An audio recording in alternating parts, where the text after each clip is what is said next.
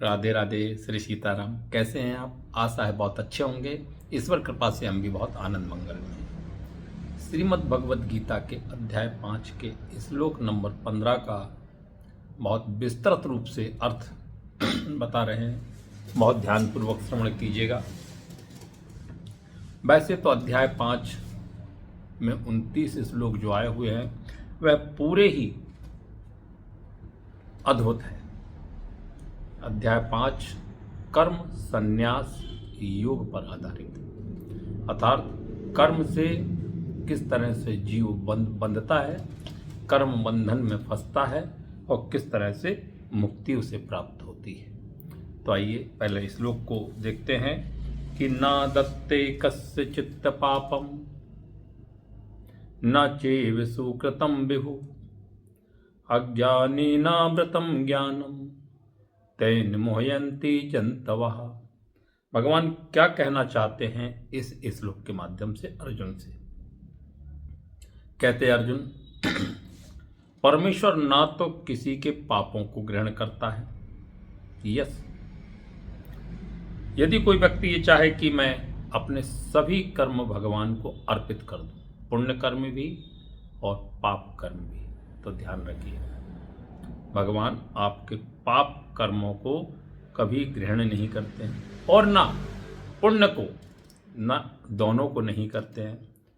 किंतु जितने जीव देहधारी हैं यह इसी अज्ञान के कारण मोहग्रस्त रहते हैं, जो कि उनके वास्तविक ज्ञान को आच्छादित किए रहता है। वर्णन आया है कि कर्मों का फल तो व्यक्तिगत होता है। व्यक्ति अपने स्वभाव और इच्छा के चलते जो भी कर्म करता है उसका नतीजा यानी कि पाप या पुण्य का फल जो है उसी जीव को भोगना पड़ता है। मोह का कारण ही हमारा अज्ञान है। हम अज्ञानी यानी कि भगवत कृपा, भगवत प्राप्त, भगवत मार्ग की ओर नहीं बढ़ने का जो अज्ञान है उसका कारण ही मोह है। ज्ञान क्या है और अज्ञान क्या है, थोड़ा सा इस पर प्रकाश डालते हैं। ज्ञान मतलब वह ज्ञान जो मनुष्य को, जीव को भगवत मार्ग की ओर प्रेरित करे, वह ज्ञान है, वह विद्या है। किंतु भगवत मार्ग से विमुख करने वाली विद्या ही अज्ञान है। इस श्लोक में ईश्वर की तटस्थता का सिद्धांत प्रतिपादित किया गया है कि ईश्वर किसी का भी ना तो पुण्य ग्रहण करते हैं और ना पाप ग्रहण करते हैं। सुकृतम विभु इस श्लोक में आया हुआ है। तो विभु का अर्थ है परमेश्वर। गूढ़ रहस्य की ओर चलते हैं। जो असीम ज्ञान, धन, बल, यश, सौंदर्य तथा त्याग से युक्त है, इन्हें विभु कहा जाता है। वह सदैव आत्म तृप्त और पाप पुण्य से अविचलित रहता है।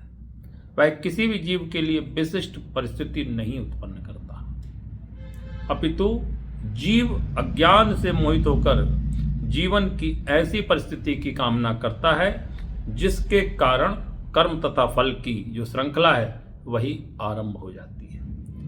जीव परा प्रकृति के कारण ज्ञान से पूर्ण है, तो भी वह अपनी सीमित शक्ति के कारण अज्ञान के वशीभूत हो जाता है, मोह के कारण अज्ञान के वशीभूत हो जाता है। भगवान तो सर्वशक्तिमान है, किंतु जीव ऐसा नहीं है। भगवान विभु अर्थात सर्वज्ञ, पूर्ण ब्रह्म परमात्मा विभु, किंतु जीव तो अणु है। जीवात्मा में इच्छा करने की शक्ति है, किंतु ऐसी इच्छा की पूर्ति सर्वशक्तिमान विभु के द्वारा ही की जाती है।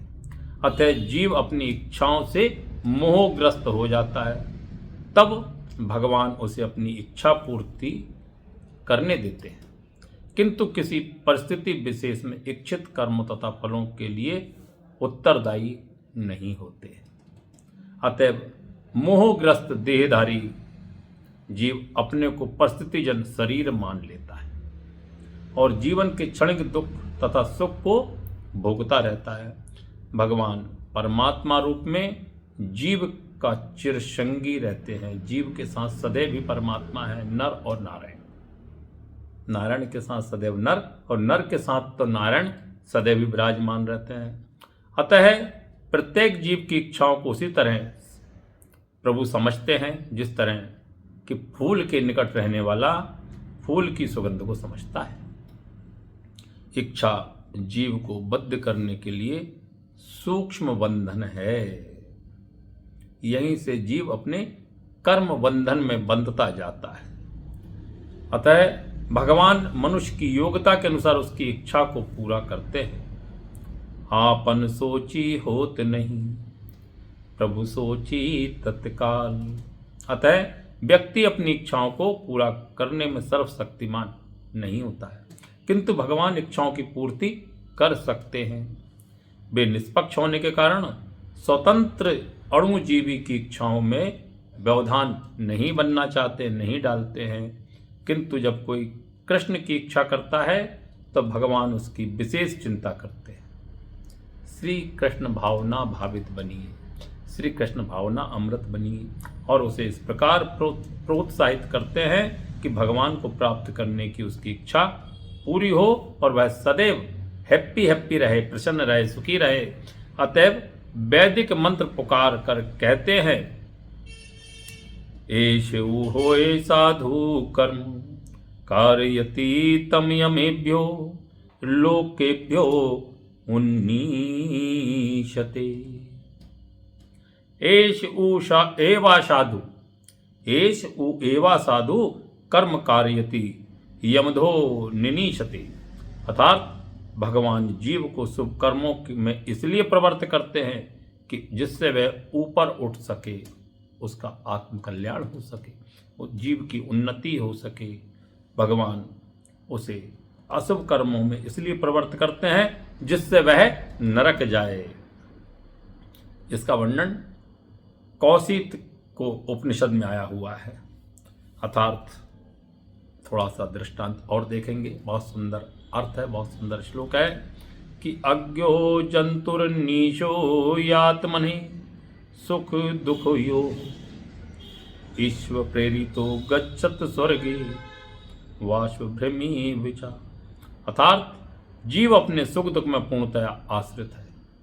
परमेश्वर की इच्छा से वह स्वर्ग या नरक जाता है, जिस तरह वायु के द्वारा प्रेरित बादल इधर उधर जाते रहते हैं। अतः देहधारी यानी कि जीव कृष्ण भावना अमृत की उपेक्षा करने की अपनी अनादि प्रवृत्ति के कारण खुद स्वयं अपने लिए मोह उत्पन्न करता है। फल स्वरूप स्वभावतः सच्चिदानंद स्वरूप होते हुए भी वह अपने अस्तित्व की लघुता के कारण भगवान के प्रति सेवा करने की अपनी स्वाभाविक स्थिति को भूल जाता है, और इस तरह वह अविद्या अज्ञान के द्वारा बंदी बना लिया जाता है।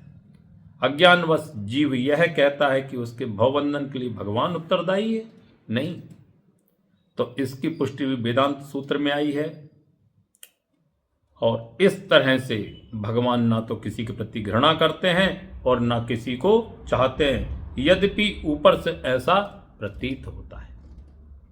तो आपको हमारी यह वीडियो कैसी लगी कृपया कमेंट करके अवश्य बताइएगा, और यदि आपने हमारी चैनल को सब्सक्राइब नहीं किया है तो कृपया सब्सक्राइब कर लीजिएगा। मिलते हैं अगली वीडियो में भगवत गीता श्री कृष्ण वाणी अमृत वचन। राधे राधे।